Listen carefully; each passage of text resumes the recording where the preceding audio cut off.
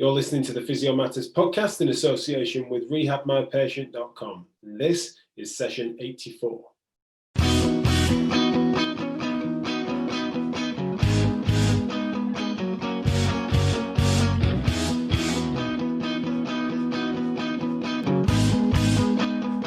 Welcome back to the Physio Matters podcast. I'm still Jack Chew, and here's our final episode of this year. It's been a wild one, probably not in the top years of people's existence, I don't doubt, but it's been an eventful one, and certainly one in which digital education has proliferated, and so we appreciate you for having listened and continue to listen to us. We've noticed that, especially at the beginning of the pandemic, we're able to do some special episodes, etc., and it seems to have really made a difference to some people. Thank you for your feedback. Also, many thanks over the course of the year to rehabmypatient.com, who continue to sponsor and support us even in these challenging times, and also they've then flexed their software to help you, and so many of you have been utilising their rehab prescription software, but also the way in which that they can do video consults on it. They've also just informed me that they can now send exercise plans via SMS and WhatsApp, so they're integrating new technologies all the time, and so please do check them out, rehabmypatient.com/physio matters, and so do check out them for a free 3-month trial on that link. As you may have now noticed, Physio Matters is now a network of shows. We have this show coming out on a monthly basis and keeping it clinical. We also have Chewing It Over, which is my daily show on lunchtimes at weekends, so 12:30 on social media, and also available as a podcast. But we also have Massage Matters and Physio Matters at Your Cervix, which is our pelvic health show, which are going to be joined by the You Matter podcast by Joe Turner. Now, You Matter is going to be about self-care for health professionals and about making sure you avoid burnout and getting skills and tools to develop in that direction. But also this network of podcasts is available early on Physio Matters Plus, which is our membership system, which is just £5 a month. And you also get access to every Therapy Live video or Therapy Live piece of content, past, present, future. You're also going to get early access to tickets to all Therapy Live events if you're a member on Physio Matters Plus. Just £5 a month, no subscription, incredible amounts of content on there. So please do join us. Check us out, physio-matters.com or therapy-live.co.uk, and then select the membership options for Physio Matters Plus membership, which is also where Therapy Live membership gets its content. So please do join us in there. It's absolutely brilliant, and we're about to develop a real community of practice on there. It's where you can also help us to refine all of the content that we're creating and recommend guests, etc. So please do join us, and we're looking forward to kicking that off even more into the new year. Now, this month's episode is an absolute box office event. We've got 3 of our favourites. We couldn't decide. We wanted to do another strength and conditioning podcast, and we couldn't decide who, because we have 3 key favourites in that space. We have Andrew McCauley, Claire Minshull, and Nick Grantham. You'll have been enjoying their work if you've been paying attention to Therapy Live Sport. Also, Nick was on a podcast with us a couple of years ago, and so we couldn't decide, and so instead we got the 3 of them in a bit of a roundtable discussion on Zoom, and so we then were able to sort of thrash out whether or not S&C is the physio future or a physio fad. Is it something that's going to pass over us, or is it something that's here to stay? And what is it about it that we need to make sure we keep in mind and utilising skill sets from the S&C world for physical preparation and training? Really looking forward to you guys hearing this one. So this is our S&C panel discussion with Claire Minshull, Andrew McCauley, and Nick Grantham. I'll see you at the other side.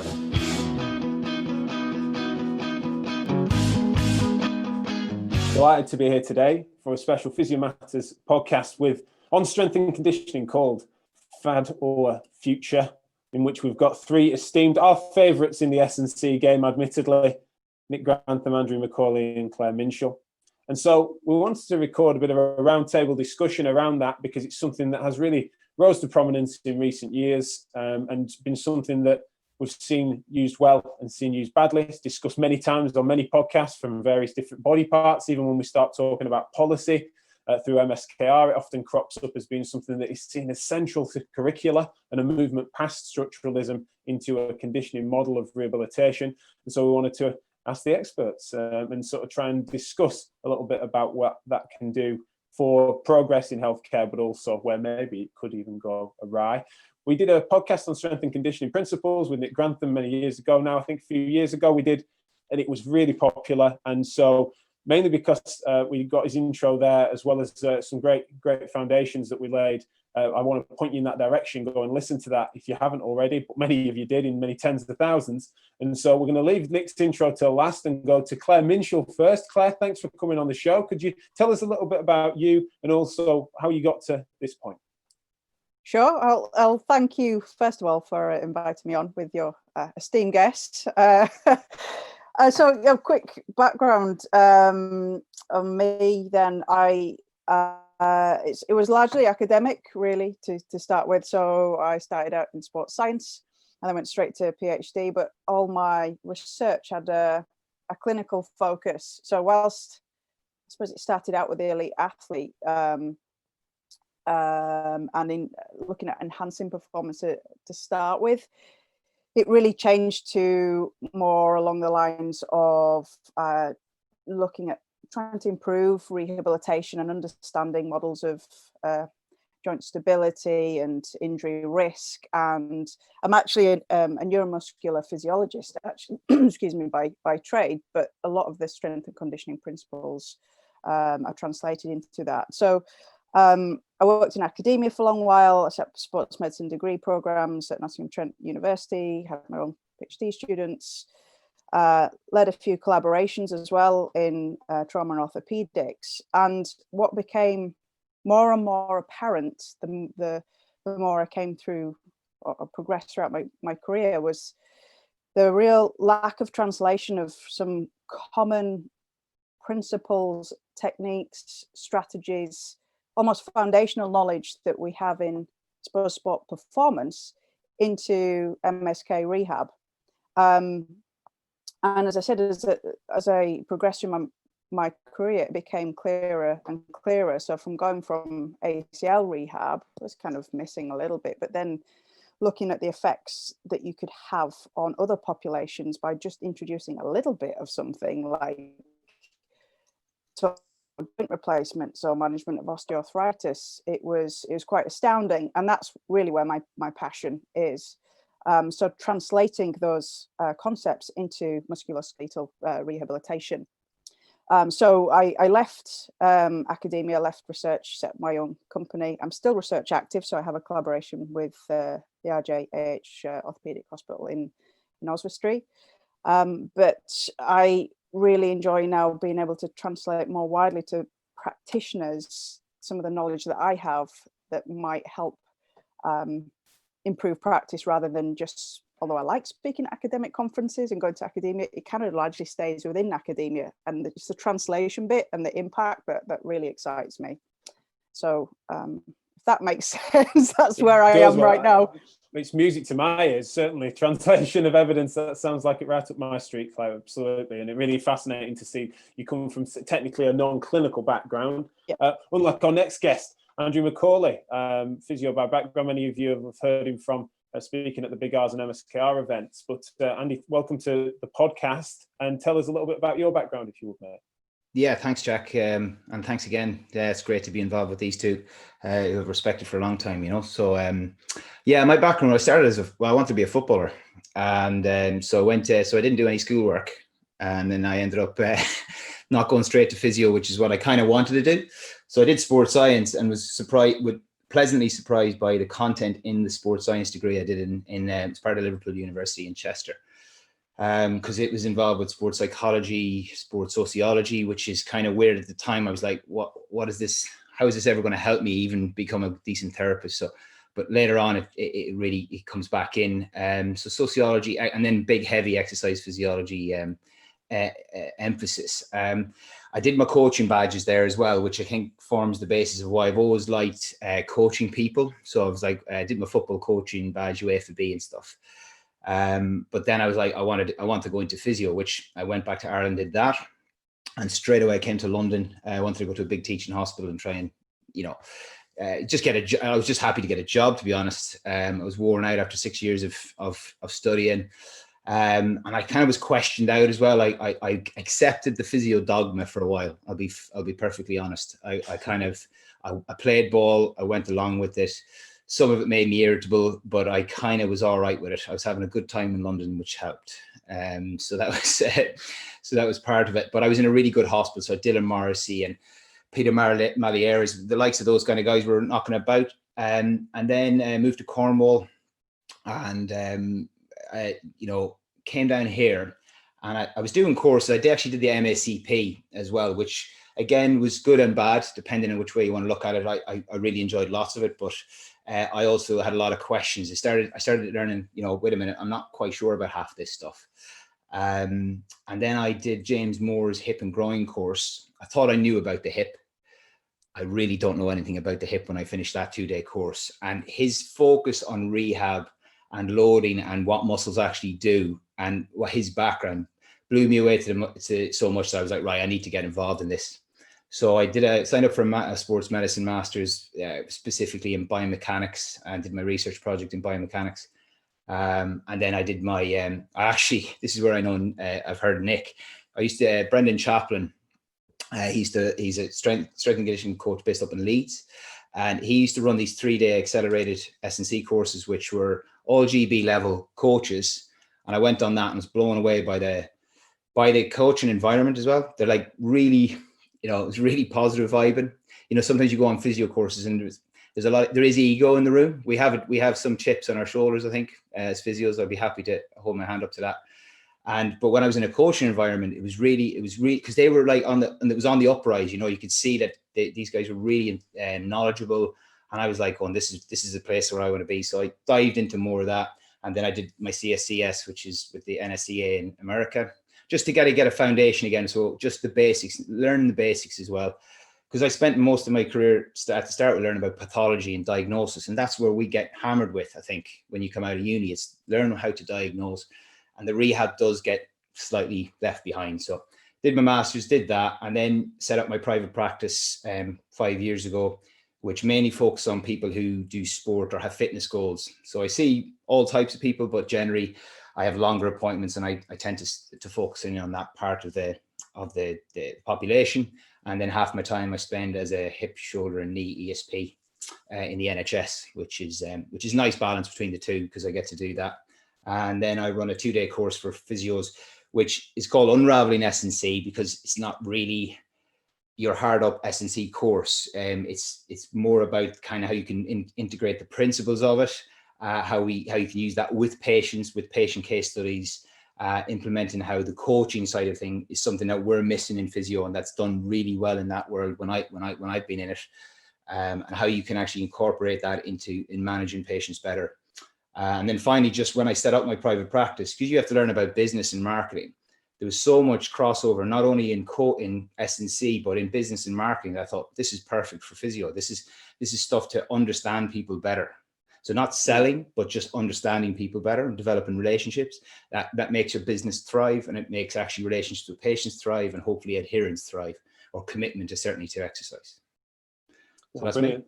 We certainly get stuck into some of that stuff and the principles that underlie a lot of what we're going to be discussing. You certainly have spoken to before. You speak well on social media about the compatibility between these principles, regardless of what either body part or style of practice we're talking about. So welcome back, though, Nick Grantham. And people sometimes wonder, do people ever return to Physio Matters? Do we fall out after the fact? Do they never want anything more to do with us? But here you are. Proof that isn't true. You're back on the show. Welcome back, and just refresh those that maybe don't know, or maybe have forgotten as to a bit about your background, if you would. Oh. Cheers, Jack. Well, I've just learned something about Andrew. Turns out that we're Chester alumni. I didn't know. I think I was there probably a little bit before you, but I left school.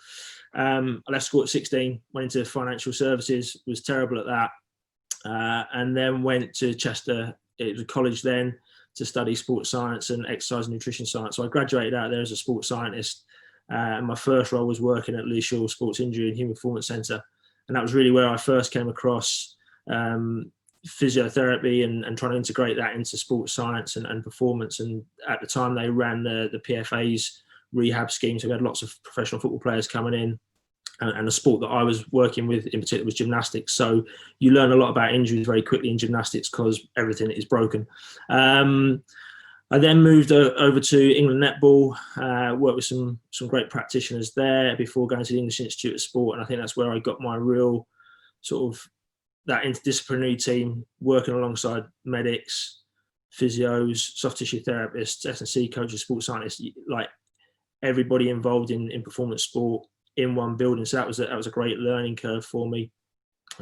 Before moving up to the Northeast, place I said I'd never live, but I probably won't actually leave now. I've got used to the cold, but moved to Newcastle to set up a private practice. So as well as performance sport, I was then spending time with general population. And again, what was really interesting for me was to see if the principles that I'd learned to apply with high performance athletes could actually be applied to members of the general population, to sedentary and aging populations, and 100% it can. And those are the sorts of things I talk about to physios and allied health professionals on courses. Is it's just a matter of scaling it back and intensity. So I did that, and whilst alongside that, now back into performance sport, working in professional sport, and have been working with physios and allied health professionals in terms of courses since about 2007. It was a lot frostier back in the early days. There was a lot more probably fear and suspicion when I first started talking to physios about what may have been perceived as their sole domain. But certainly I've seen in more recent years a real enthusiasm and a thirst for knowledge to know more about strength and conditioning, because unfortunately I'm still shocked and stunned and a little bit amazed about how little is delivered as part of their formal education on program design and as Claire said, first principles of physiology and exercise science. So there's still a need for it, and there's still a passion for it from us three and from the audience. Yeah, fantastic. And I think that's certainly something I imagine will crop up, because I think what is the baseline knowledge of, say, not just physios, but MSK therapists generally, and where those gaps need filling in, is something that often crops up in conversation. I'm also really fascinated from a commonality of your stories is the keenness and willingness to apply across the board to various populations. I spoke to an S&C coach only a few months ago in a very different context, in which I think he thought it might impress me to say, to be honest, anything. I don't even really touch sub-elite anymore. It's just elite athletes. Really, it's very different. They're a very different animal. And I think, like I said, I take it with a pinch of salt as to somehow he might have thought, not done his research, thought that might impress me. However, some of the general population that I've worked with have been more focused and more driven than some of the highly elite, highly paid athletes. So yeah, I do like it when people start to swing their dick and the ego gets in. It doesn't matter who you work with. We're all going for performance. Absolutely. Absolutely. Yeah, brilliant. Yeah. I'm going to say, for those that are only getting the audio of this, I'm getting plenty of nodding heads.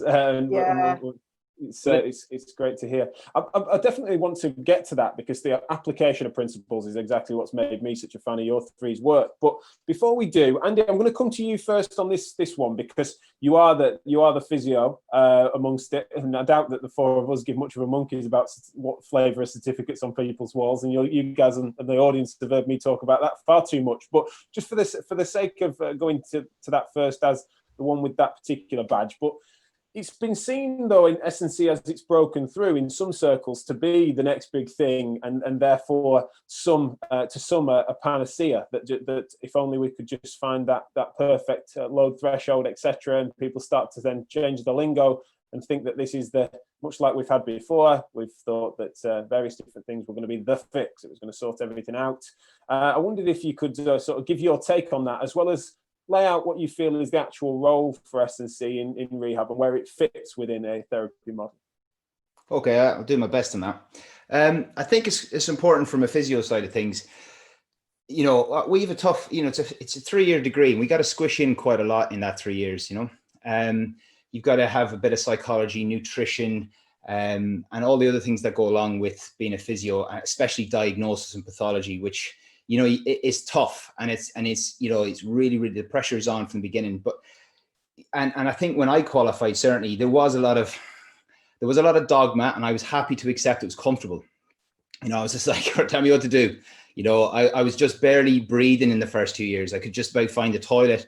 You know, I often say that it's just, you know, you're nervous, you know, you're trying to communicate so many different skills to an MSK therapist. It's very difficult. And I think what the problem is it's where passive treatments at the time were flavor of the month. And they kind of gave you some breathing space, I think. They kind of allowed you to kind of get your thoughts together on what was wrong with them. And I think, and rehab always seemed to get a second, even on courses, it would kind of nearly come at the end, day 2. And it wasn't the focus on it. Well, I'd always kind of go, well, why are we doing that? Why are we doing that many? And there was never any kind, or why are we, yeah, exactly. Reps to sets or time or intensity was never discussed. And I think what's happened is the passive treatments have then, in the last 10 years, certainly, and certainly probably longer than that, but certainly what I've been aware of, they've been challenged more and more, both in the research, but also influencers online starting to go, wait a minute, this isn't right. What we doing here? So I think what happened is that started to plummet, and people started to kind of go, actually, no, we need to get back to basics again. And our basics are rehab. Even if you go back to original physios, like it's rehabilitation, it's doing stuff with people, you know, it's exercise, it's movement. So I think that it should have always been there. It shouldn't be a fad. It shouldn't be popular. It was just the fact that I think those things started to become less like, oh, wait a minute, we don't really have as much evidence. We can't really sit there anymore. We now need to step up our game. At the same time, you get the likes of Nick and loads of really good qualified S&C coaches with all the, you know, with all the experience and the academia as well. So you get all that snobbery and ego. Now they're coming with academia. So then that kind of, you know, again, we have to mention that elephant in the room. And that they started so then, wait a minute, like as Nick was mentioning, there was frost coming against them because physios were a bit like, wait a minute, he's coming into my, well, fucking hell, he knows what he's doing. I'd have no idea. So what are you going to do when you're nervous? You've got a self-esteem problem. You're going to bite back. You're going to push back.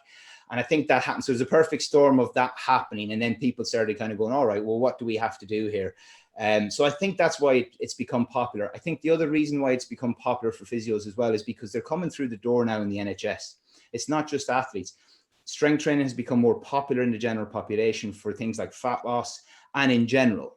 So I think what happens is people are now coming in lycra'd up, ready to deadlift, you know, and whereas before that wasn't happening as much. And, you know, I say that as a joke, but it's true though. You know, you're getting these people in talking about training and physios are coming out and going, I don't know anything about training. And if our industry is based on trust and communication, as soon as you have to ask about their training or you show some sort of kind of non-understanding of it, you've lost them. You know, they're out of the room. You know what I mean? They're going to be like, well, he doesn't understand my training. He doesn't understand me. Maybe I'll go somewhere else. Or maybe maybe this is what physio is. And actually, maybe they're better suited to somebody else. But at that time, they've been discharged and that's the end of that. So I think it's been more popular in the public, and therefore physios have to step up again. They're kind of going, people are talking about this stuff. I think we need to also then, going on from that, you need to define S&C as well. Like, you know, it's like I mentioned, I think I said to Claire in May, I tweeted about it. I just said, is it an umbrella term? It's a bit like, you know, physios get all a bit irritated when someone says, oh, I'm doing my physio. It's a bit like, well, what kind of physio are you doing? Well, I'm doing a bit of S&C is again upsetting, because what are you talking about? And one of the big things that physios don't do is they don't measure strength very well. So it's like, if you're not measuring something, how are you even prescribing it? So I think definition of what we mean by that is got to be clear. And then I think from a rehab point of view, I don't think we need to be S&C coaches. I don't think, you know, I think that's it's pushing that one way. What we need to do is optimize the basics. We need to learn how to measure stuff. We need to understand it. Like so many people, Nick is familiar to this. They'll come on the course. They don't know the difference between strength and power. They don't even know that, you know, and that's not, you know, like I get it, but the fact why, because they've never been taught, but they don't know the fundamental difference, and they certainly don't know how to measure it. Now, never mind agility, change of direction, acceleration, you know, which are all massive areas in themselves in strength and conditioning. So you're like, you keep going. So all I don't want to do with physios is scare them and thinking, right, you've got to do all this, because it's like going to somebody who's not a physio and going, well, I'm going to teach you about physio. What you're going to do is you're just going to optimize those basics and then start somewhere and just keep building on this. I think that's all. We better not do what we normally do, which is polarize stuff. And then I think the research doesn't help as well, because the rehab research isn't very good at actually documenting the intensity levels. So it's really difficult to compare research and rehab. So you're like, I was listening to Eric Mirror's podcast, and he was talking about OA. You'd like this one, Claire, you probably know it. The Part-Holy study in 2017 was a systematic review about OA knee. And basically, if you did any exercise with them, they got better pretty much, right? OA was light exercise. And it didn't really matter if you were in strength improved. But if you go over 30 or 40% increase in pain or increase in strength, you then had a significant impact on pain and disability. But you needed to get about a 30 to 40% increase before you get that benefit. So then there's this kind of thing. So strength can work, but again, a lot of the research isn't there showing us, and we don't have it. And therefore people can sit in their own bias and say, well, actually, it's, you just need to move, you just need to exercise. And we need to be careful that that's not the message that goes out, if that makes sense. Yeah. I'll stop. I agree with that. Just to add in that around that time, so I agree with everything that you said. And I did a systematic review on management of knee OA using resistance training, and 34 studies met the inclusion criteria. We didn't even bother doing a meta-analysis because the methods were so, in my view, flawed, in that every single study said that they employed a strength training regime, but yet the heterogeneity or diversity between what they considered strength training was, maybe one might have an isokinetic dynamometer, but let's just forget intensity dosing progression just for a second, because that was wholly rubbish as well across them. But you were comparing isokinetics with extending the knee against a rolled up towel, against maybe doing a sit to stand against me, and there was absolutely none of them got to anywhere, or maybe one actually got somewhere close to what you would consider as a strength optimized training program. The rest was, there's no measure of intensity, there's no measure of load, there's maybe if a measure of intensity might go from an RPE, maybe then to 60% of a 10 rep max, and kind of benchmarking intensity against that. It was complete mishmash. So then at that time, when you were looking at maybe a year later, those umbrella reviews that synthesize all the meta-analyses, and they go, well, strength training doesn't work to manage knee OA, it doesn't have any impact on pain. Well, have a look at the studies that have actually implemented a strength training program, and maybe you're looking at one at best. That point's especially about dosage. It's fascinating because that's something that is sort of across the board in therapy research. It just doesn't seem, and anything beyond pharmaceuticals, it seems dosage seems to get parked for some strange reason. But in this instance, it's so relevant. One of the hangovers that we could have hoped for, perhaps from sort of counting specific mobilizations from a manual therapy background, might have been hopefully that they would start to at least count something and measure something, and it just didn't even carry over. And so there's just a generic maybe sets and reps got noted occasionally, but nothing more than that, and it is a real shame. And so unfortunately, why so many therapists seem to be maybe in the dark on it. Nick, I want to bring you in on this and say that definitions was something that Andrew mentioned, and I know that was one of the early questions in that podcast you did, where you, from what I recall, you'd said it's basically physical preparation. I remember you saying, and I remember that really carried with me, in that you feel like sometimes there is a bit of a glamour in some quarters to the term, and you were trying to simplify it, if I recall. Yeah, I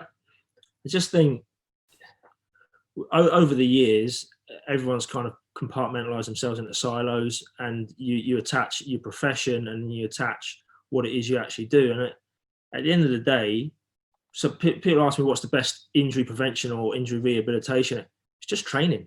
Physical. If you're physically well prepared, we choose to call it activation, or we choose to call it prehab or rehab. They're all quite nebulous terms, really. If it's just physical work, and what I find quite interesting, that strength and conditioning, the whole thing, is it a fad? Like, go back to the origins of physiotherapy. It was remedial gymnastics and exercise therapy. It's like back in the 40s, it was people doing exercise. And as Andrew alluded to, that probably got lost in time with electro and electrotherapy and passive therapies. But I think there's been a societal shift in, yes, on the one hand, we've got an aging population and we've got an increasingly sedentary population, but we also have a more athletically aware population, and we have people with disposable income that are doing triathlons and exercising. And as Claire and Andrew have said, they're now coming into clinics, both private practice and NHS, and either doing strength and conditioning or fitness work or activities themselves. So, it's kind of gone full circle, but it's just everything we do is physical preparation. We give it a name tag to, going back to what Andrew said, to kind of sell it to the person in front of us. So if I have someone that comes in and likes to go to the gym, I'm going to call the rehab program their strength and power program. If I have someone that comes from more of a movement, we might call it your Pilates or your body awareness type exercise. That's where you have to, it's just exercise. It's not that complicated. I really don't think. Does it bother you that sometimes it's pitched as being the next big thing when fundamentally you feel that that's just you won't accept that? Yeah, I get a little bit frustrated because look, it's easy, isn't it? Social media, everyone wants to polarize the opinion and go, well, it's either this or it's that. And where should S&C be involved in? It depends. It's all contextual. There's been times when I've sat in on surgeries, when I've gone to meetings with the consultant, with the athlete. That's not because I've got that ability to diagnose and look at the pathology. It's just that it's the most convenient person. The athlete trusts me, and the physio trusts me to feed back to them. Equally, there's times when in certain sports they've not really embraced strength and conditioning, so we've written a prehab program and the physio has led that, but it's basically an S&C program in sheep's clothing. So this could be the quickest podcast in the world because it all depends, and we should all be doing everything together based on our scope. Don't you worry. I'll find some ways to draw it out, especially with about a 10-minute question. That's what I'm usually famed for. But I've got another short one for you, Nick. How well do you think MSK therapists are using S&C at the moment in general? Bearing in mind, of course, there's a bit of a sample bias for those that you might encounter. But generally speaking, where do you feel that entry level is at the minute? How do I think the entry level? Go on, rephrase that. Yeah, I've asked two questions there, haven't I? Yeah. Let's start with how well do you think MSK therapists in general are doing with S&C? And then also, you can go to answer saying what that baseline entry point is as well. Could lose half my audience. Based on the popularity of the courses that us three run, I would say not very well. Because if it was getting covered off in their formal degrees, Claire, Andy and I wouldn't be running 1, 2, 3 day courses, online courses on strength and conditioning. There's a gap. So clearly there's a thirst for knowledge, and what has changed is there's an awareness. People are consciously incompetent. They know what they don't know, and they're seeking out opportunities now to gain that knowledge. So on the one hand, I think they might be getting shortchanged in part of their courses as they're going through. And then once they're out into practice, it's very contextual, depending on the department you work in. So if I go to an NHS department and they're dealing with an aging elderly population, probably their experience and understanding of strength and conditioning fundamental principles is going to be less than if I went to a performance sport or maybe a private clinic such as Andy's, where they've got a throughput of people wanting that end stage return to performance. So I think it's contextual, but ultimately something's not getting done in those 3 years, 4 years that needs to. So I suppose I can blow my own questions together a little bit, been thinking, because I do agree with you in that there is a gap, and therefore that's what you guys are suiting. It's almost like a market force we can observe and measure. But also it could be that people just are they coming to you guys for a refresher? Are you actually quite impressed with their baseline knowledge and you're then adding some bits? It's like, really, we're just tidying this up. It's a bit of revision, or is that not the case? In my experience, you get people that are brand new out, you get people that have been in the job 20 years, and the vast majority of those groups are coming to learn for the first time. You will get 1 or 2 that are refreshing, but I would suggest, in my experience, I don't know if Andy and Claire would agree, it's first time that they've seen it. Claire, I'll bring you in on that. Yeah, I'd agree. What I have seen though over the past 2.5, 3 years is, so I start my course with a question and ask, what's strength and ask them what's the definition of strength. And invariably, when I started out doing this, the strength and conditioning for rehabilitation course, I would probably get a minimum of 5 different answers, and they were very different answers. What's happened, I think, as both Nick and Andrew have said, is that it's strength and conditioning as a term, a blanket term, but maybe that represents just resistance training or something, has become more popular as a conversation in general population. So there's a better awareness generally. So now I maybe get 2 different answers instead of 5. And usually there'll be a right answer in there if we're talking about specifically that will get approximately there, or maybe like Nick was saying, there'll be a couple in there that are strength and conditioning aware. But generally, majority of people are coming to learn new things for sure. Andy, what are your thoughts on that in terms of how well we're doing it? Maybe at a different angle. You know, when it comes to the education, so yeah, Nick's totally right. We don't get very good education on it.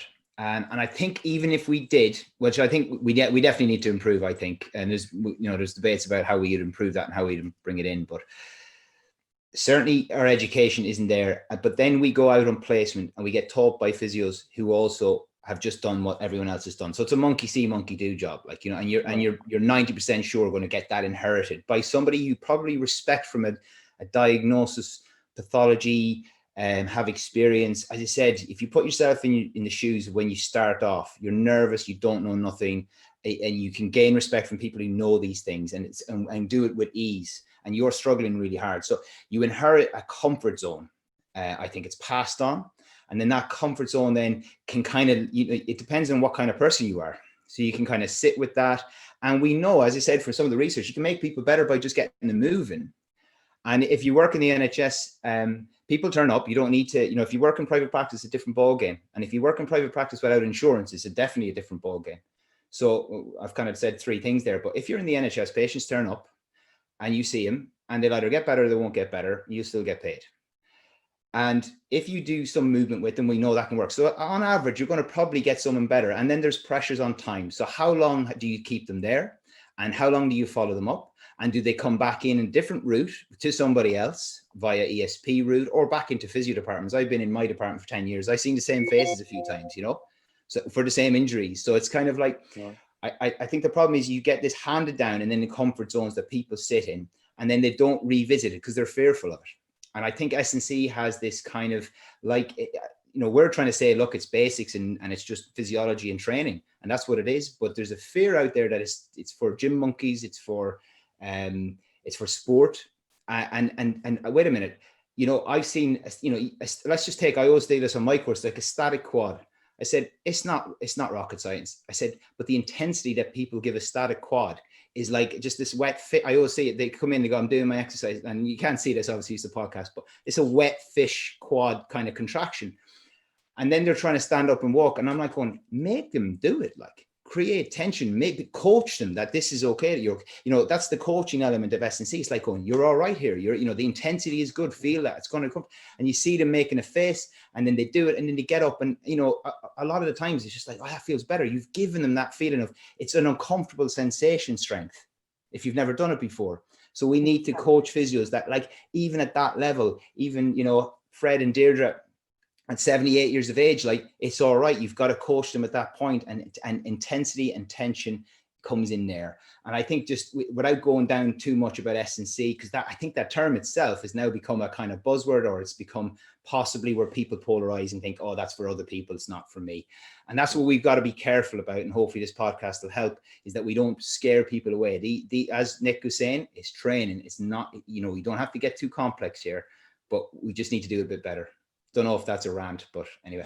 No, it's getting there. But I want to, Claire, I'll bring you in on a few things here. But off on what Andy said there, almost the static quad things just made me realise that a lot of that kind of comes from a suggestion that there's a really specific activation pattern that's required. It wasn't actually, you're doing a static quad as a means of just waking up a quadricep rather than actually trying to tense it, etc. And so I think one of the things that, as an extension of that down the line, is that there's a lot of therapists that feel that it's daunting because there's if there's a right way to do it, there's therefore a wrong way to do it, and that if they're also in some what I would consider, and certainly listeners of this show wouldn't succumb to, some dated ideas about, say, a very narrow sense of activation pattern, etc., that would be a false sense of specificity.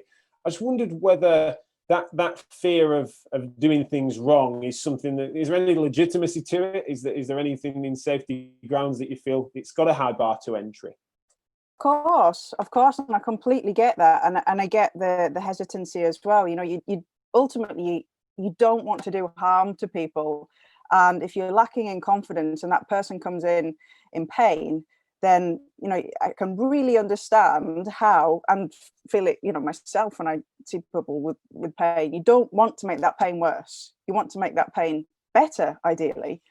And I'd say that there's really, I suppose, no better, or maybe there are some better ones, but there's the value in doing it yourself and experiencing it yourself gives you a whole raft of new vocabulary, new experience, new sensations, and a new mindset. So if you've never done, let's say, an exercise to failure 3 times, you don't understand what that feels like. And I can see why, you know, there's that fear of loading people so heavy. It's going to be dangerous. It's got to be dangerous, right? And so I try and challenge that in a nice way with people that do my courses, and, you know, one, get them to do it. So at the end of my course, usually we end up in it with a deadlift competition, not because I've prescribed it, but because people start to realize, shit, I can lift that up. Like before, they'd walk over to the bar, and the bar feels heavy, and you've got maybe a 50 kilo physio, and never been to the gym before, but I can't lift that off the floor. I'm like, yes, you can. And then, like you were saying, Andy, about coaching, you're like, shout at them, you know, and I tell them to have this internal shout. If you don't want your patient shouting in the gym, or you don't want to shout inside and get that, well, we can call it facilitation, talk about the neural stuff, but it's that kind of almost an attack. And then they realize that actually I'm so much stronger than I thought I was. And I said, well, now if you think about you and how you're approaching you, how does that transfer onto your patients? And how are you underestimating their capabilities and their progression and where they could get to? So doing it themselves is a really good, simple way of answering a lot of those questions. Do you think that the progress that's been made in terms of people starting to be at least aware of principles and aspiring, and even, you know, they're active, them turning up on your guys' courses, etc., is that inherently progress, or is it that actually, because of the certain application of it, not necessarily the students of your courses, but I mean that a bit of awareness sometimes, or a bit of knowledge, can be a dangerous thing sometimes, whereby people are using it clumsily? So do you think it's a net gain or a net deficit?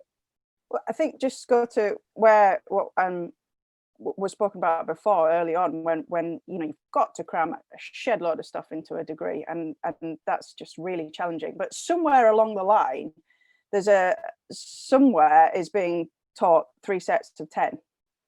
Now, you don't even know where that comes from, though. That's the best bit. And I don't even know. It's like the 2 litre of water you need to drink a day. That comes from a spurious source as well. And listen to after Watkins in the Second World War, orthopedics. I don't even bloody know that. It's like you don't even know where this. Which, by the way, 3 sets of 10 does work, especially with 3 and 8 people that have done nothing. But it's. Yeah, you've triggered him, Claire. You've triggered him on 3 sets of 10. And I don't bash 3 sets of 10. I just question, why are you doing 3 sets of 10? And if you're just giving out 3 sets of 10 with no consideration on intensity, overload, same thing, specificity, progression, then, you know, what are you doing it for? And you can do it for buy-in. I use it all the time. It's dead easy to get people to. I just want people to come back, do more, keep coming. Then we can get specific. Then we can develop strength or power or whatever it is that you want to do. But somewhere 3 sets of 10 without any consideration, or maybe everybody forgets what the consideration is around that prescription, is being taught. So I think we can do a little bit better, just without adding time in, just a little bit more focus on what the aim of that specific thing is, the specificity or the intervention. 3 sets of 10 is appropriate, but what are you doing? What are you working towards? Why do you stop at 10? Is it because you fail, or is it, you know, what is it? Yeah, well, then that's the thing. It's not the 3 sets of 10 thing. And don't worry, Nick, I'll get you to riff on 3 sets of 10 certainly again. But the thing is, it's often 3 sets of 10 say small knee bends, like some sort of mock squat that someone might do, that's then considered a strength exercise and chalked up as one, strength training. It's madness really as to why. There's often a sort of a series of errors. It's the 3 sets of 10 is almost the least of it. Where does it come from then, Nick, and why is it so seemingly central to people's prescription? Is it just the ease of it? Is it because it's memorable? And I know we're not necessarily going to bash it inherently, because there's no need for us to suggest it's redundant, but it's such a catch-all, it seems, within therapy circles. Well, I used to batter physios about it, like when I first started, because it was this nebulous term that was rolled out ad nauseum. But so the original work comes from Captain Thomas DeLorme and Arthur Watkins from the 1940s, Second World War.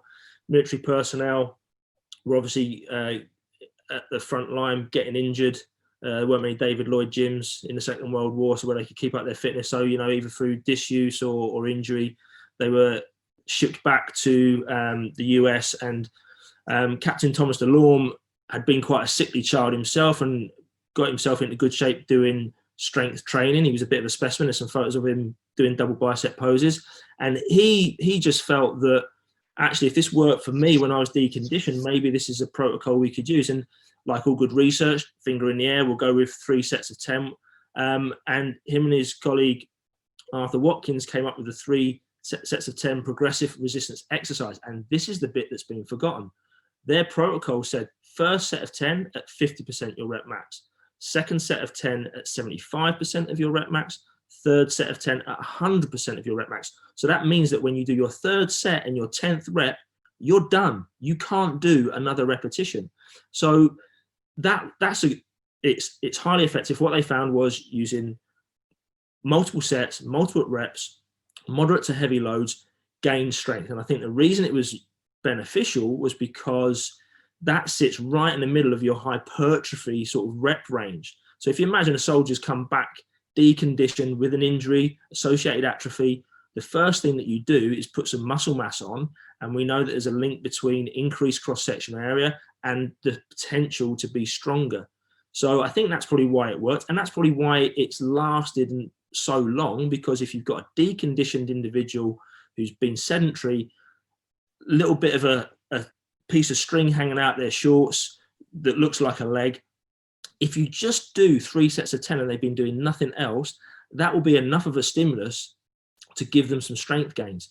It's an easy to remember. Most general public know about 3 sets of 10, so it's a good starting point. And as Claire said, if that's your rationale, to me, I'm happy all day long. If you're saying I'm trying to develop reactive strength so that when they push off to run for the number 55 bust, their soleus doesn't rupture, then I'm going to question that, because I think you need to be doing a slightly different set and rep regime. Or if you're saying they've got to catch their grandchild who's playing in the park and the child weighs 10 kilos and they've got to absorb the force quickly, 3 sets of 10 will give you a base, but it's probably not going to allow you to absorb force quickly. So 3 sets of 10 is cool. I don't mind it so much now. Just make sure you understand why you're applying it and what the limitations may be for your patient. Thanks a lot for that, and I'm glad to hear you've recovered from your former deep hatred for it. So no, that's promising. Andy, I want to bring you in on this idea that could there be some net negative to people toying with these things and clumsily. You know, it's like that. At least when they were ignorant and ignoring it, maybe they were.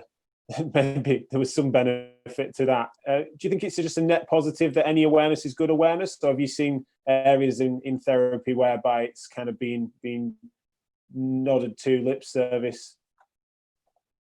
I think it kind of goes on from what the guys were saying, and perfectly from the 3 sets of 10, to be honest. We have a track record of absolutely ruining good, maybe research that was done that actually had a result. So let's take the 3 sets of 10. That's great. Nick's done a great job there. and then we move into eccentrics, which was the Alfredson protocol. That was totally bastardized as well. So then basically we were having people who were coming in. So this is what happened with physios. And I have an eccentrics component. I don't think I have had on the course since I've introduced the slide in the last year. Have I had anyone who actually truly understands what true eccentric load is, what that is? So all the physios got eccentric training helps tendinopathy, and everyone started doing up on 2 leg, down on 1 leg, up on 2 leg, down on 1 leg. Not even thinking about the concentric phase. So if they're not, true eccentric training is the fact that you can load so heavy. There's no way you can do concentric. That's what true eccentric training is. And not one of them, read the paper or understood that's what true eccentrics is. It's overload. You're getting about 1.75 times more load on that tendon that you cannot do concentrically. So again, so I wouldn't say it's bad or that people are going to come back to departments armed with S&C and kind of like start dishing it out and hurting people.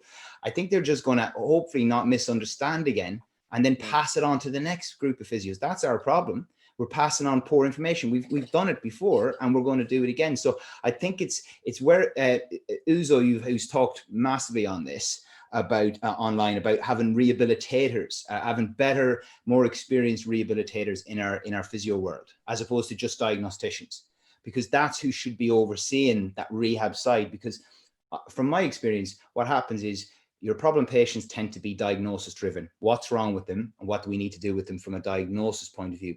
The rehab side is always kind of at the end. So what did you do with them? How many reps and sets? What's the intensity? Let's have a look at how you rehab people. From my experience, I just didn't get much of that. It was always about diagnosis. So if you haven't got anyone kind of in your department that's kind of going to take the road and say, right, well, let's just look into what we're doing here with patients. What have we taken? I always say from the course, if you're a group of people, go back to your department and teach them this. So we, as educators like myself and Nick and Claire, we need to get people to educate, just that it's not a big fearful thing. Actually just try some basics. Let's just actually nail a squat with decent tension. As you said, like proper intensity. Like even if you just go back and just start to train with intensity a little bit more, then and then build this slowly up, rather than it being a kind of certainly don't want to go away to say that people are going to do it badly. I think it's just going to be poorly passed on information, if you know what I mean. Do you think there's any risk of it being a fad and almost burning out and sort of then we swing back to something else? And how, if there is any chance of that, do we mitigate it? I don't think it's, I mean, you could, sorry, did you want to direct it to I didn't else? put a name on that, sorry. No, I was sticking with Andrew, but Claire, you're in. It's the fight. I think I was just going to follow up really. In terms of strength and conditioning sounds sexier than exercise prescription, doesn't it? Yeah. It really does. So I think that's why, or one of the reasons why it's probably propagated so much into this arena, and it's talked about so much. It sounds sexier, but to answer the question, whether it's dangerous or not as well, I think does, as Andrew was saying, like the basic principles of exercise prescription, that's what you want people to take back at the very basic level. Now, if you start messing around with blood flow restriction training and maybe adding some electrical stimulation with whole body vibration and all sorts of these other advanced techniques, yeah, there might be some contraindications there that we need to you need to think about, make more allowances for them. Perhaps, well, I've got a painful knee, just change your range of motion or change the way in which you're loading it, but to keep that intensity. I think the basics of exercise prescription is what we're really talking about, but it sounds better when you call it strength and conditioning. I think that's Claire's hit the nail on the head there. What all of us will discuss are first principles. What are your fundamental principles that then all the other questions you've got about what's the best technique for this or best technique for, if you understand the first principles, then you end up being able to answer those questions. And physios have got mad, crazy diagnostic skills. They understand pathologies. They know loads of exercises, because trust me, I've seen exercise sheets that look like shopping lists. So exercise selection is not a problem. Once you understand first principles of, you know, how do we manipulate sets and reps and volumes and what are the physiological adaptations we're striving for, then I think it's net gain. I think it, you know, there's probably something deep down in a physio that they kind of know this stuff, but I think we can ignite that again, so they crack on. So I think I'm quite positive. I think it's a good thing. I would like to see it part of a curriculum in universities. You know, doing ourselves out of a job here, guys. I'm sorry, but I really would, you know, genuinely. But I think if people come on courses, if people pick it up at universities and go out and spread the word within the departments, that they're trained not to do harm. So you'd like to think they're not going to go and do mad, crazy things. People are eminently quite sensible, I think. Andy, just on the deep down inside of therapists, then there's something there. I think we sort of know that it's not taught well at baseline. We've talked about this.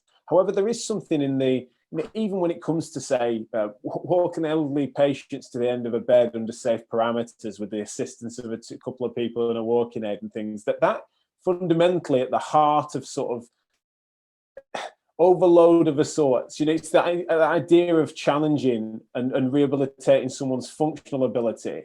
That is sort of at the heart of care, or the notion that we made mistakes historically where we thought it was caring to lift people out of chairs, whereas training them to get out of chairs themselves seems it's challenging, but it's cruel to be kind in many ways, right?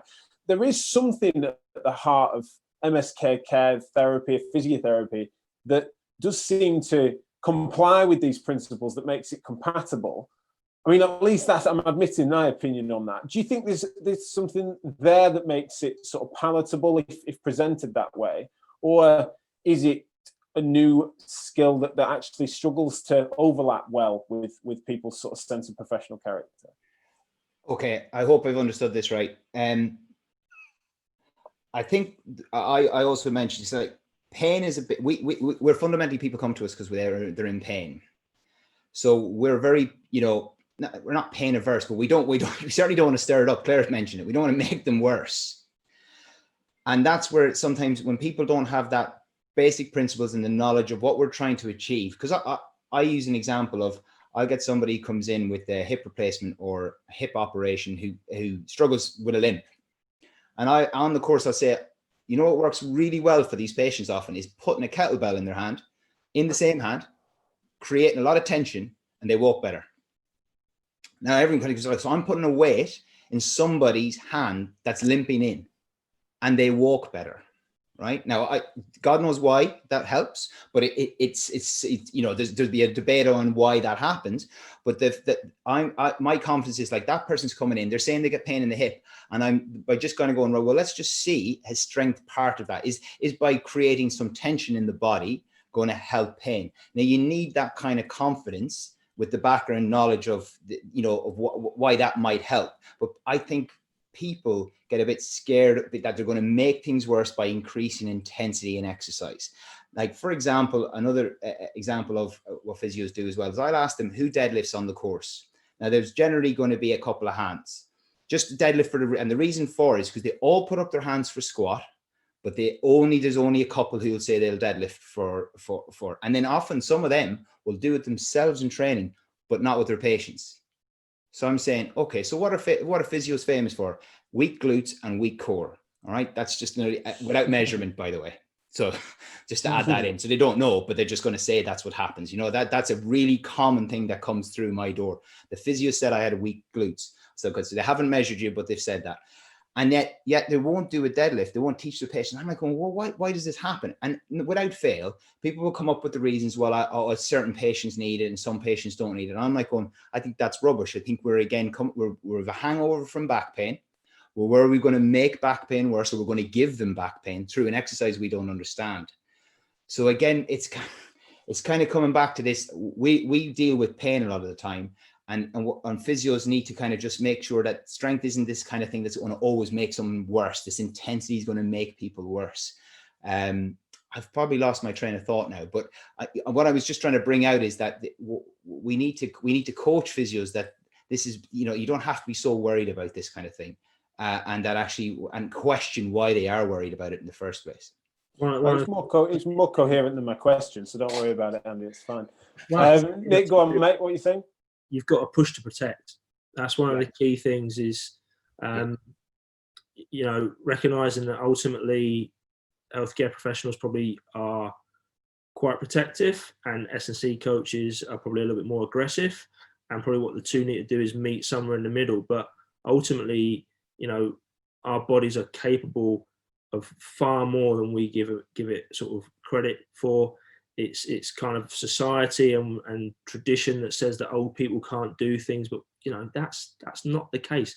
We can push people, and we will be sensible. You know, we're not trying to break the patients, but actually we can get them to do more than we realize. And I think that's kind of what Andy was alluding to there. Yes. One of the things that I'd say, go on, Claire, sorry, come on that. I was going to say, I think a really great example of that as well to help dispel people's fears. I show a video of a randomized clinical trial, so in situ, the Liftmore Trial. So you've probably heard of the Liftmore Trial. It's Belinda Beck's research group in Australia that took and still do, they continue to do this with osteoporotic women and men, and put them through a resistance training program, which, oh my God, takes them up to 80+% of their 1 rep max, and deadlifting, and doing squatting, and doing military press, and working towards a chin up. And like, you know, when these populations are probably viewed with, you know, you think about that abhorrent fear, you know, they're going to fracture, they're going to fall, but what actually showed, you know, in this randomized clinical trial and the subsequent ones thereafter, shows that the strength improved, the bone mineral density improved, the falls decreased, the consequences following falls decreased. And you see these videos, and it's brought to life because there's a woman deadlifting her own body weight. Like, who's like, I don't know, what was she, 75, and she's postmenopausal with, you know, that really does put a nice kind of life to it, and reassures as well, I think. Yeah, it's far more, you know, great evidence of there being just far more robustness than you'd instinctively think. I always think, looking at those trials, though, it's like the first cohort were brave, weren't they? Like, now you'd sooner sign up now having heard about it than the first time they did it at 80%. But no, that's a great example. Claire, I want to just reflect on this idea of it potentially being a fad, which is what we'd sort of titled this and wanted to get you guys around on, because it sounds like we're quite confident that it isn't, and it needn't be. But there is something I would say, even more than S&C, they're probably sort of the centre of MSK practice right now in terms of what is in the ascendancies, almost a combination of good communication, neuroscience education of a sorts, whereby you're sort of explaining and helping to reassure through explaining the complexities to some extent, or the contributing variables to pain. And then you've got this cognitive functional therapy, for want of a better sort of frame, whereby someone's sort of scaling people's ability from their baseline to an individualized goal. And a combination of those things is sort of what a contemporary practice sort of feels like for me, trying to keep my finger on that pulse. S&C is certainly compatible with that, but I think that there is a concern in some quarters, including for me some of the time, whereby it can sort of push against some of those principles, where if we go towards suggesting that conditioning and strength work, it could be compatible with quite an old structuralist biomechanical sense of the body, and then a sense of what is causing, or the key contributor to symptoms. Is that concern unwarranted, or is it that actually, in your guys' take, I'd be open to the fact that maybe we potentially do need to concentrate on some of those more, say, even structural or biomechanical, or the specific biological and physiological force stuff? You know, is that something that really S&C is centered around that, because that's the bread and butter? Yeah, well, it's certainly not an elixir, you know, to have strength and conditioning built into your rehabilitation plan, whatever that is. I mean, you can have the best S&C, let's call it S&C plan in the entire world. If somebody doesn't do it, it's a pile of poo. It's like you might as well put it in the bin. So that you need to get, as Andrew was saying earlier on, you need to get that patient on side, and they need to have confidence in you and confidence in themselves. And so that it's, for me, it's a part of that milieu of what you do with somebody. But it does, you know, if we look at the research and we can see that, for example, we're talking about rehabilitation, or we're talking about the ability to live an independent life for as long as possible. We know that muscle weakness is a correlate of that, or indeed the experience of pain. If we think about elite performance and how we're able to absorb load, generate force, but generate force very quickly, it's a component of that as well.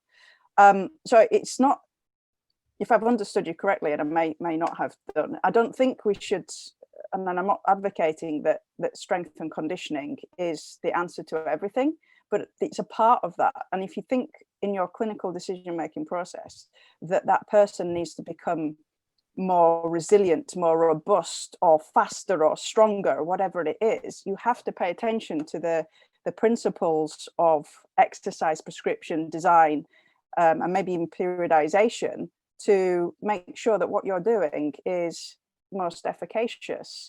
So it'd be much better to spend a period of time with somebody and be as effective as you possibly can by just acknowledging some of these principles, than just, you know, giving out a standard non-individualized prescription and let them go away, and they may get better, they may not get better, but they'll certainly plateau because you've not, you know, considered progression within that.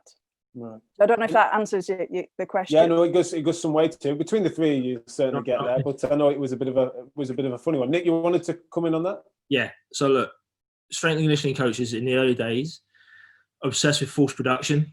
That's just like lift big stuff. And if you get caught up in the force production side of it, then I think you are going to fall foul. So some of our esteemed colleagues will say you can't go wrong with getting strong, but they're wrong. You absolutely can go wrong with getting too strong. We have to also think about the opposite side of force application and how we apply that in day-to-day living, and then recognize that we're also working with a human. So I think if you've got a good coach, yes, force production is important, but actually how we apply that in day-to-day life is really key. And then actually understanding the preconceptions of the patient, their pain response, their social economic issues that they may have, that's what will make an effective rehab program. So I think, you know, if you just go in and just go, oh, you've got to lift, and if you get stronger, you're going to be better, that's kind of like a blunt instrument. I would like to think now that the new wave of strength and conditioning coaches coming through, the new wave of therapists, recognize that actually it's a little bit of everything that leads to success. You can't ignore the human factor in your rehabilitation and coaching. Same question to contestant number 3, Andy. Other ascendant features in therapies, how compatible is this stuff with them? So again, I totally agree with the two guys. And I think the key word there again, and we say it, and I don't think people understand the art and science of coaching. So coaching being the word, that's what strength and conditioning coaches, and what they call coaches, aren't they? And we're physio. We are an element of coaches. I think Reese on the Therapy Live, the discussion he had with you, Nick, was mentioning, he had a really good hot take. Really enjoyed it, and he was talking about being a coach and a therapist. And coaching is about getting that, you know, that individual. And if you look at John Kiley's work about athlete relationship, it's same with us, patient relationship. You look at Vern Gambetta in the States, his book talking about, again, it's all athlete relationships. Building relationships is the most important thing. And then when it comes to when you implement a certain strategy you may have, you need to find out, the first and foremost, is that why and that goal. What is that person after? Now, if that why or goal is after something that requires, like Nick was saying, force production, change of direction, agility, needs to be able to do certain things that require tissue adaptation and the ability to absorb that kind of force, then you need to train it. But if that person does not need that, then it doesn't apply. Just like someone might need an injection, and someone mightn't need an injection. You know, someone might want manual therapy, or you think that might be the approach you want to take, then you would do that. And it's the same reasoning. So it comes back to knowing the patient, what they really want and what they can commit to. And if they can commit to part of this being, look, I want to be able to run 10K, and this is where you're at, and these are your measurements, and this is what we think, that ambiguity is, look, the probability of you maybe getting back in 3 months and running this time maybe faster is higher potentially if you do this. But there's never a guarantee. With any of the stuff we do, we the more we dig, the less we know. So I think we just need to really, again, it's why I love S&C, because it's that coaching. I learned so much about being a coach and not just getting information from a patient. And I think that's why you can't go wrong with going on these kind of information courses. And the more, like I went on a psychology one with Claire put on, again, you're always picking up these little nuggets, and it all comes back to human behavior, what they want. And then you start to kind of give it to them, because if strength's important to somebody, guess what's going to probably help their pain. You know what I mean? That's if their goal is, like, I'd love to be like that. That's what I do. That's what I'm passionate about. Well, some of the research is pointing us towards that's probably going to help with pain. So we're going to go after that. Do you think done badly can succumb us to sort of yesteryear's biomedical rationale, whereby essentially you're then trying to... I know what you mean. You mean like, yeah, I like that comes down to the individual therapist misinterpreting, and that can happen to any therapist. Anyone can take something and say, right, that's what, manual therapy, this is exactly what happens when a back is in this. We did it with posture. We ruined that as well. You still have that coming through. And now you have patients, like nearly experts in what postures and what they should be in. We did that. And we did that for a long time, and I was guilty of doing that. Again, saying this and saying that, and then we find out a bit of information. Actually, that doesn't really make a difference. So, what we've got to be careful, and I think that's some of the I wouldn't say backlash, because I think it was really important that I'd see online is that, look, we can't say that this is the answer for everyone, and of course we can't. But we don't want to throw it out of the, that's the old baby in bathwater situation here. It's very relevant to conditioning tissues. To what extent will come down to your assessment. If people use it as yes, it must be like, a specific squat or a specific position you need to be in. Well, that's only specific to the patient in front of you. It's not specific to any other rule. If they want to bend their back and lift that way, and that's what their goal is, then you have to, as Nick said, physically prepare them for that. That's what the art of S&C is to do, is to get them physically prepared for the demand, and then hopefully get a performance enhancement. They certainly don't want to injure somebody. They just want to make them robust, if that makes any sense. So I think just as long as therapists don't think that this is another answer, and they do their research and they learn, and then they just apply it like they would with pain science, because that can be also, it goes the other way as well. Like, everything's in your head, it's in your brain, so that's fine. You know what I mean? We did that as well. Yeah, well, done badly, of course, these things can all do harm or of a sort. Yeah. Claire, I wanted to see as to the obvious, when we challenge someone by exposure and condition them to progressively overload themselves over a period of time, and we've talked about these sort of tissue physiological changes that induces. But then, of course, one of the, if you were to test and measure that, I suppose the other variables is that they have then had the confidence enhancement that would come from them recognizing that they can do it. There's the other neurological factors beyond, say, the muscle adaptations. So what does the research tell us about the other variables at play with regards to adaptation from training? Right, okay. So, well, it's varied, isn't it? And I think you're quite right in that you kind of, if you're to look at it in a fairly blinkered approach, we optimize or design and optimize for one. We've been talking about the strength, so let's just talk about a strength training program that's appropriately overloaded. It's built, progressively, and you maybe even periodize it, and you will seek to optimize a gain in strength, whether that be measured on a 1 rep max or a dynamometer.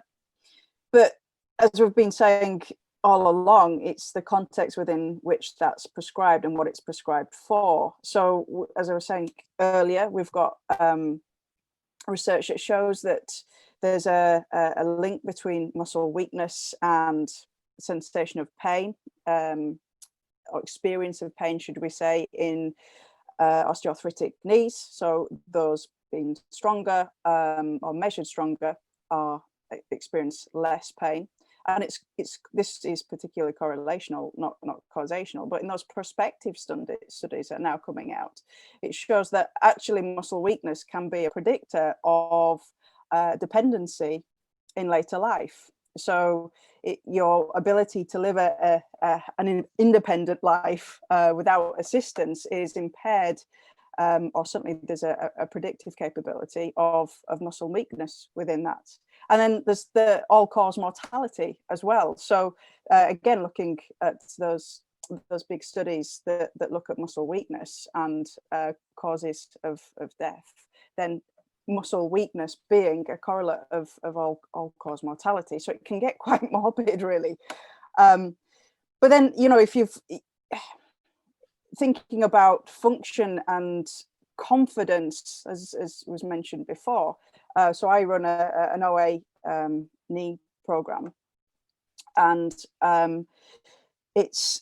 we get people up to a 5-rep max, and we modify the exercise such that we don't compromise on intensity. We compromise on maybe loading patterns, or you know, open versus closed kinetic chain, or range of motion, and maybe even start with isometrics and make sure we've got a nice resistance-based warm-up. But the physical sensations, and they're getting stronger.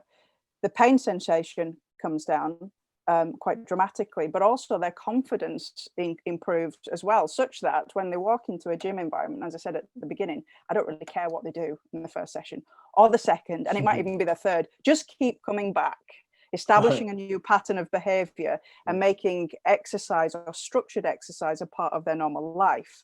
So these guys want to avoid a knee replacement, and you know that's going to help with that.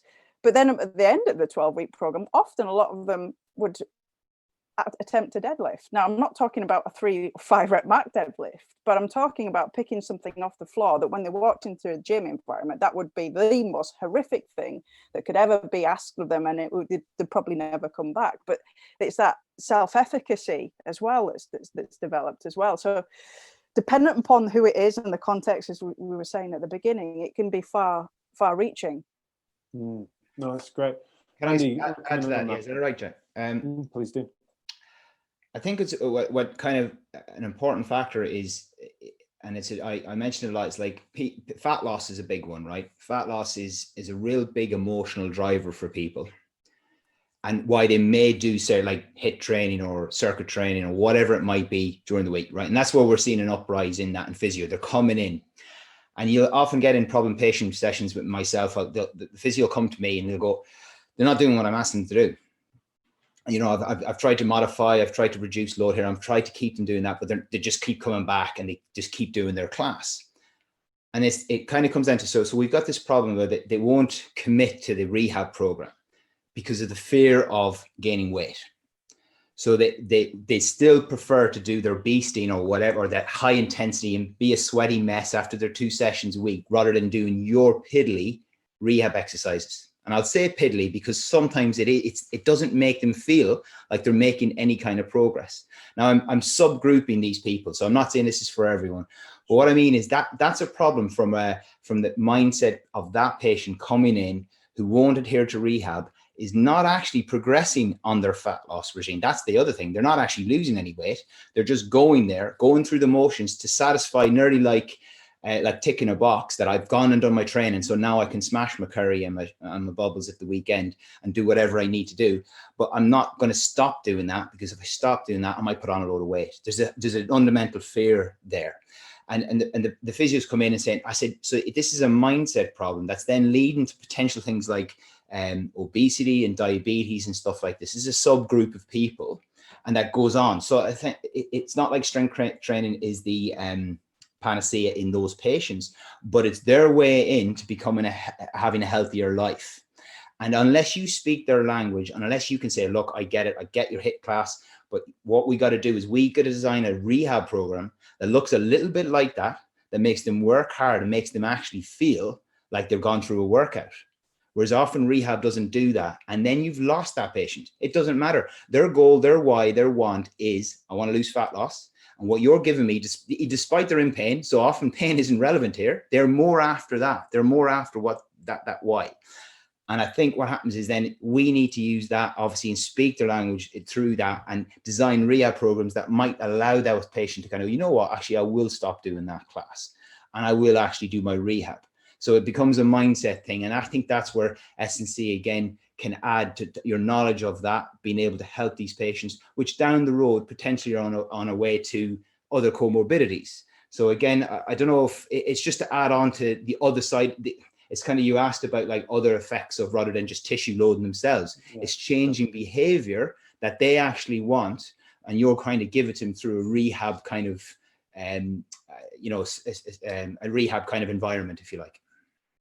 Absolutely. Now, Nick, on these other variables almost, I wondered if you could perhaps comment on the, in a higher performance environment and the sort of psychology on performance side, how much do you feel abilities in physical preparation in, say, the gym can positively or negatively affect more sport performance variables? And do you feel that carries over into, say, day-to-day functioning in non-elite athletes or general public? 100%, Jack. Look, I was asked to do write a chapter on body confidence. What was body confidence? And going back to what Claire had spoken about, and for me, it's pretty simple. You know, body confidence is not. It could be about having a ripped-in six-pack when you're naked on a beach, but actually, it's more about when you want your body to perform a task: catch the grandchildren, run for the bus, do the gardening, climb up a ladder. Have you got the confidence that you can do that? That you've got the strength, the agility, the flexibility, the mobility to be able to carry out those tasks? And I think when you get injured, and you certainly see this with elite athletes, you know, elite athletes go through a period of time where they might not have ever been injured. You know, everything they do, they wake up, they spring out onto the pitch or on the court, life is good. And then you hit this sort of early 20s and you get your first injury. And that's, you see the confidence just like, hold on a second, I'm not bulletproof. So a big part of the rehabilitation process that physios will do and allied health professionals like strength and conditioning coaches will do is, you know, work on those psychological aspects and building the confidence, because what you find is athletes and individuals of general population who are physically well prepared, who are robust, or whatever sort of term you want, goes right back to what we said at the start about its physical preparation, you know, then you're confident that, yeah, I can bend down, tie my shoelaces up, I can stand on one leg, I can run for the bus, I can play with my grandchildren. You know, that's what we're all trying to do. So the physical aspect of tissue and neural pathways and all the mad, crazy stuff that your body does, there's also the other side of, you know, the psychology of what's going on. So yeah, I think it crosses over from elite to sub-elite populations and general population. Just want to be able to do what we do each day, don't we? You know, as the aging process goes on, I still want to be able to go for a run. I still want to be able to ride my bike. My dad, who's 87, wants to be able to walk more than a mile without having to sit down. You know, that's the key, and that's what we're trying to do. I think if we do that for our patients, then you're doing a good job, regardless of what we decide to call ourselves or call it that we're doing to them. And I think that carryover of no matter what someone's individualized goals are, you know, setting out where we're at to in baseline and then aspiring towards them is something that seems to apply across the board. And why it was ironic that the guy I mentioned at the start of this was saying about how he saw them as almost different animals and described them as such. Whereas, yeah, you guys certainly aren't suggesting that. Claire, do you think it's wise for, and it's difficult because I imagine it's obviously case by case, but do you think it's wise that therapists should aspire to lean into strength and conditioning in terms of courses rather than diagnostics, etc.? Do you feel like you want to pass comment on where they should be prioritising? I don't think that's for me to say. It's down to the individual, I think. But the principles that we've been talking about for all this time, I think for sure play a role in making your rehabilitation programs better from a generic exercise prescription, even if it's just thinking about intensity.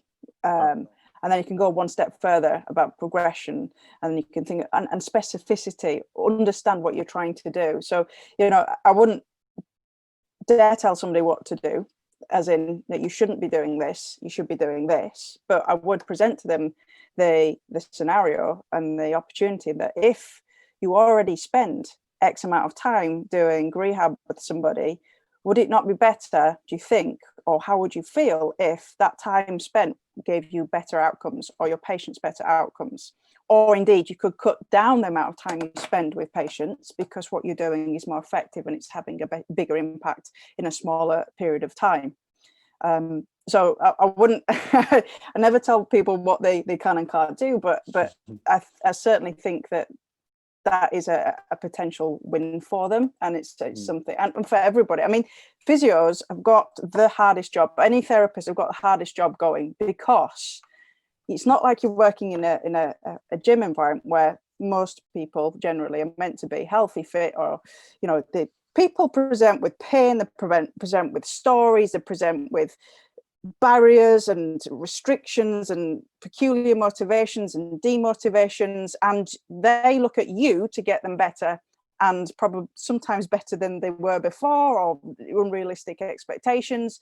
And so you've got to be a psychologist as well as a strength and conditioning coach, and be good at diagnostics and treatment and all these other things. So yeah, it's, I wouldn't dare tell anybody in that arena what they should and shouldn't be doing. But if I can facilitate that process for people to make them more effective and feel less time pressured, and they're managing people on the fly with a few simple techniques, then that's something that makes me feel good. Sure.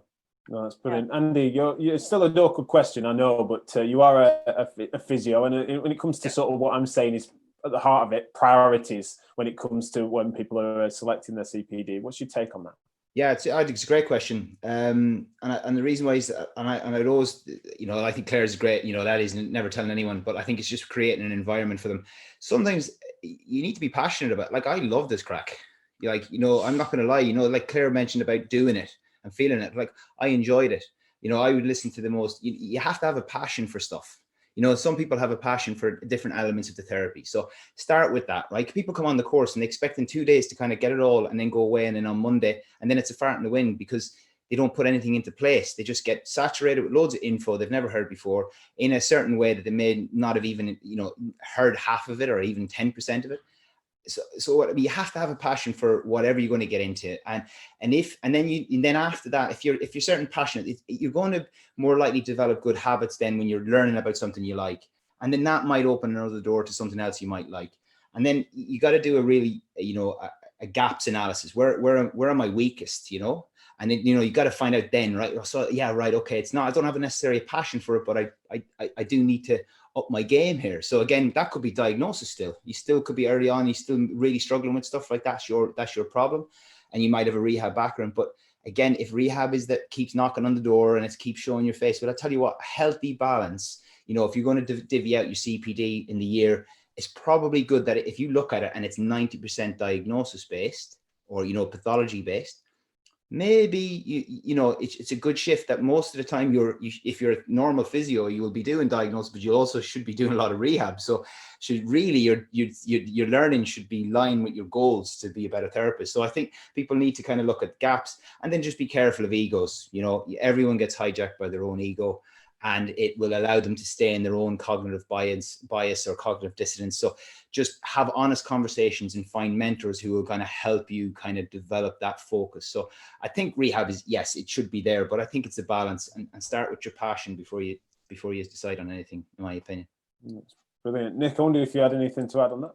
Yeah, I think I always talk about when people are developing their CPD, looking at this idea of Liebig's law, which is from agriculture, but it's like the law of the minimum. So yes, you look at what your strengths are, and that will be based on your formal education and also contextually around the department you're in. So whether you're working private practice within high performance sport or NHS or the military, that will mean that, and where you fit within your department may mean that you've got a particular skill set.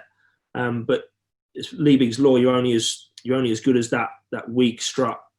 So if there's a gap, as Andy was saying, it might be worth, as well as working on your strengths, just recognizing that you've got a little bit of gap in your knowledge. And would it benefit from upskilling? Absolutely. I mean, does it help me to sit with the physios and look at when they're doing ultrasounds? I mean, it just looks like a load of grey lines to me, but they're pointing out structures and I'm like, it just looks like a black and white TV. But it's useful for me to sit there in those meetings and try and learn and learn about the pathologies and diagnosis.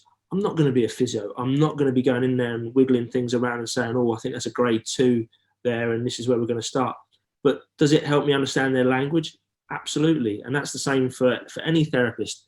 To have an understanding and an awareness of physical preparation principles means that when we're sharing a common language, and this is something we talked about in Therapy Live, a common language across professions is really useful because, we can share information. We can dip in at the early stage rehab. They can come into the late stage rehab.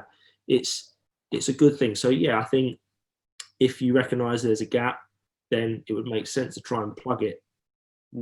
Let's go to your wheelhouse, Dick, then, and ask, where do you think maybe there is a point of sensible handover between, say, a therapist and a S&C coach to either co-work or for that to potentially be better suited to the remit of an S&C coach?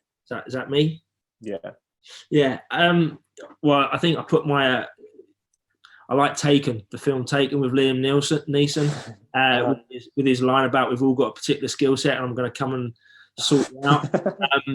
You've butchered that quote completely, but I know where you're going. That's how I see it. But essentially, everybody, all the allied health professionals, as part of the rehab plan, has a specific skill set which lends itself more or less to different stages of the rehab. So clearly, I'm not going to be putting my gown on and opening people up and starting to do the operating. That's the surgeon, the doctors, the physios are there at the early stage. Do I go and observe some surgeries? Yes. I try not to pass out, but I'll be part of that. I'll be part of those conversations, but the volume on me is turned right down. As we go through, there could be a gradual phasing in of other practitioners where their skill set suits. But at the end stage, when I'm returning someone to competition, would I like a physio stood with me? Absolutely. So there's that aspect, but then the other aspect also is who's the best person to deliver it. And I sort of spoke about that before. We have to consider personalities, what the person that you're working with has already bought into. So if they like going to the gym, if they like doing the strength work, maybe the physio, and tomorrow I'm going to work and I'm delivering a rehab session that the physio has delivered. But we've had a conversation. I know what the exercises are. I know what they're doing. I'm delivering it. And that's purely because that physio is not in tomorrow. And equally, if I'm off, I'll give them my strength program and I'm confident that they can get someone to perform that. So it's always going to be contextual. We will have skill sets that are better suited at each end. But I think as long as we've got that common language, build the bridge from both sides, Jack, that's the key. Like it. Claire, what do you think on that? Do you see there being any crisp lines at all with regards to handover or referral? Yeah, definitely. No. Just a contentious. It really depends on resources as well, doesn't it? So if you think about, in elite sport, you often are blessed with a multi or interdisciplinary team, and you've got that really nice option of being, as you were saying, kind of dial in and out of different expertise at different time points on that rehab journey. But if you are a sole practitioner and you're in a time pressured environment and you don't have anybody else that you can refer on to, then that becomes quite a challenging position to be in. So if you've got a decent level of the knowledge that we've been talking about today, so even if it's just the fundamental principles, I think you can make a huge impact in what would probably be called the strength and conditioning realm with some really good exercise interventions that are the rehab focused. It might be, so when I run courses, I often try and encourage people to generate in those situations like a referral network, such that there's somewhere else that they can go. So I often teach PTs as well, who are at the exercise referral stage, and they've got a real passion for rehab. They're not clinicians, but they really want to be involved in that. And those types of people are upskilled in the knowledge of kind of injury, but their skill set is in exercise and maybe even straight onto, you know, kind of high performance. Then, you know, you've got a continuum of people. So if you don't have that within your team, I'd say go and develop those teams so you can refer on, because you're going to be time pressured at some point to, even if you know everything, maybe there's an extra 20% that you just cannot deliver. And you've got that person who's going back to really, you know, if it's a sporting situation, arguably you've got a lot more considerations and things you need to manipulate and impact and have adaptations on than maybe somebody who is content and walk on unstable ground with a dog for 4 miles.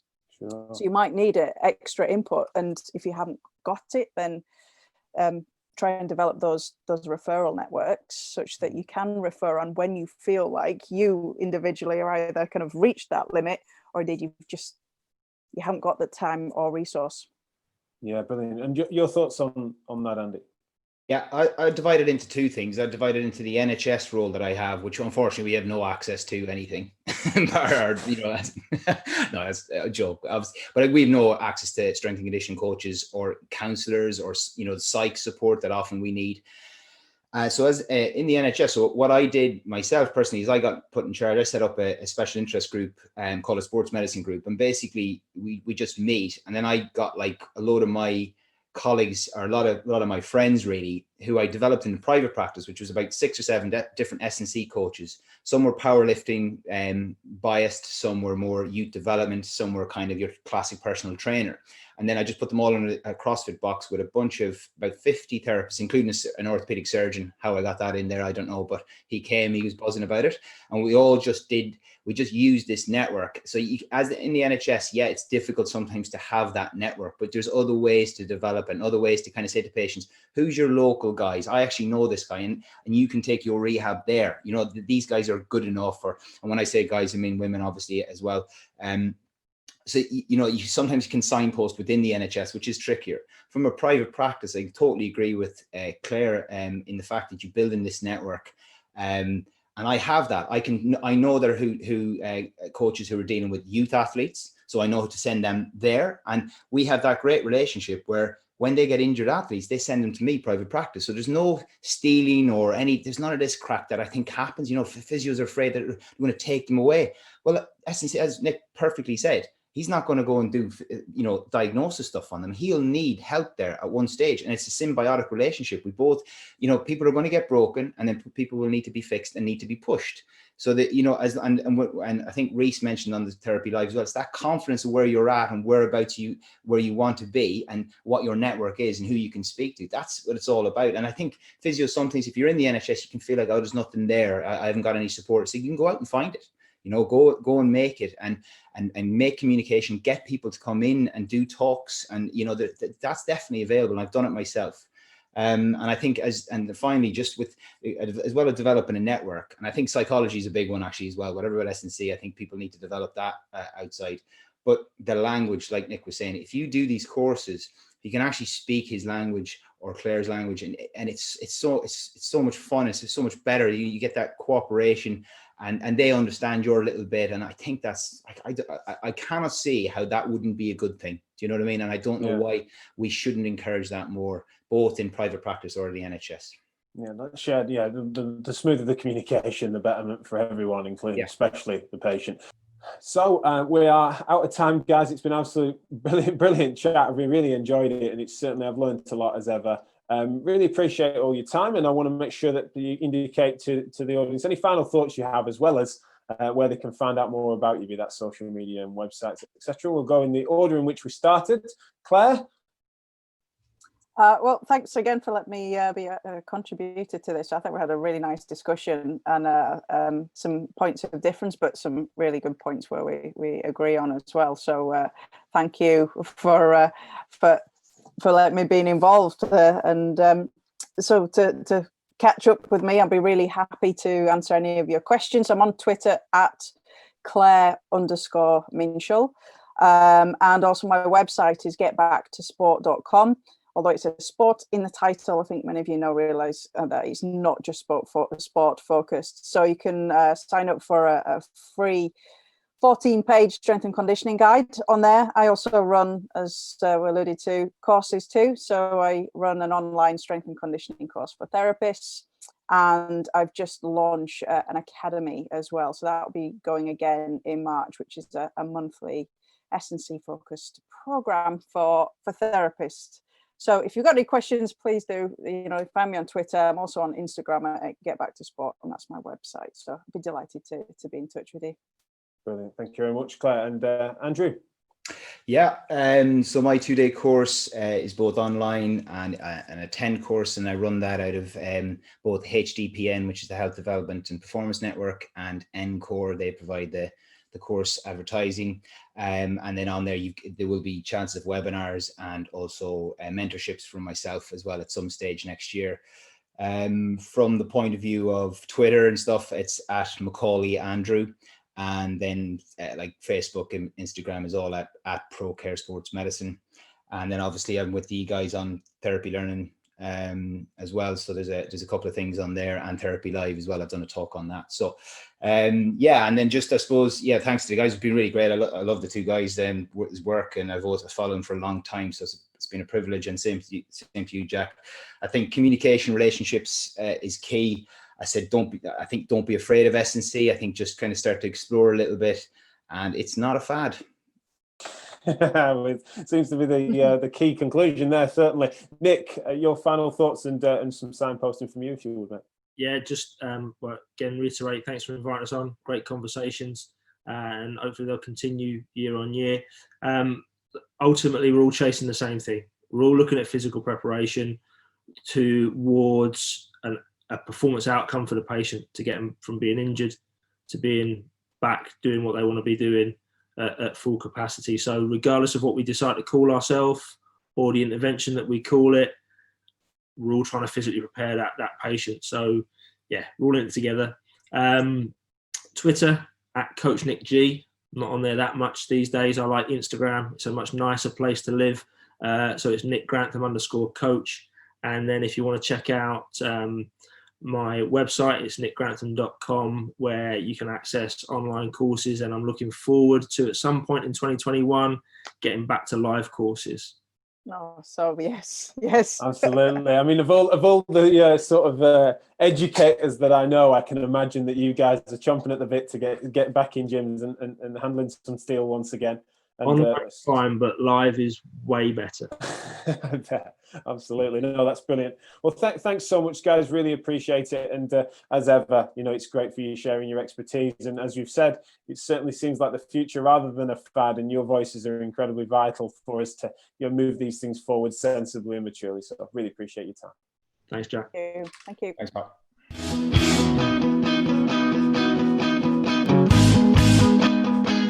So that was the episode that we've all been waiting for. It's S&C Roundtable, fascinating discussion. I think it's really interesting as well when you think about what these guys are doing for the industry and really bringing those principles in, but also weaving them in rather than thinking it's some sort of massive, great replacement of old concepts. It's really good how thoughtful they're being about integrating it into a wider biopsychosocial model and holistic healthcare in general. The way in which you're using rehab principles and training people to scale their function is obviously central to our message at Physio Matters, and so I'm really pleased to have those guys as colleagues and certainly influencing the profession and career of many in the right direction, in my opinion. Huge thanks to Claire, Andy and Nick. Now, one of the things we wanted to do at the end there, where I mentioned that we were going to bring together some of their resources for a bit of a bundle so that then you can get a bit more from them. We have on therapistlearning.com/P/S&C, you're going to be able to find a bundle which is available of their work. So we've got a webinar from Andy, from Claire and from Nick. That's then, if you get that bundle, you also get the podcasting video form, as well as then a panel discussion with Nick Grantham, Reece Shawnee and Ellie Richardson, which was from Therapy Live Sports. So you're getting a load of content then in the S&C bundle on therapistlearning.com/P/S&C. Now, that is going to be available for a short period of time as a means of you getting an extra bit of content to develop your skills in the direction that they've just mentioned, and also be able to help them refine your choices into the new year for what your CPD is going to be and what you're going to pursue. So many thanks to them for joining. That's the way in which you can get some extra content, and that's going to be available as a bundle for £25. And thanks so much to them for their time today. Really appreciate it. So that's enough from me. That's a wrap. Do check out Physio Matters Plus, which is our membership at physio-matters.com and therapy-live.co.uk, which you can follow the membership options. Just £5 a month. You get all of our material that we're producing. You get all the early access to all of our podcasts, transcripts, translations. You get access to the materials of which are referenced in the podcasts. You also get all the videos that were recorded at Therapy Live events, as well as early access to tickets, and a community of practice, which includes all your best and brightest guests of former Therapy Live shows, as well as Physio Matters shows. So yeah, a real community of practice that we're going to be kicking off more so in the new year. So do join us, just £5 a month. No contract, because we're so confident we're going to be able to retain you, because it's ridiculous value, and we will never put the price up on you. If you sign up at £5 a month, it will always be £5 a month. However, in the new year, we may well turn that up, because we want to reward our early adopters. So many thanks to those of you who have joined us already. Really appreciate you, and we'll see you in the new year. All that's left for me to do is say that you've been listening to the Physio Matters podcast, discussing physio matters because physio matters. Bye for now.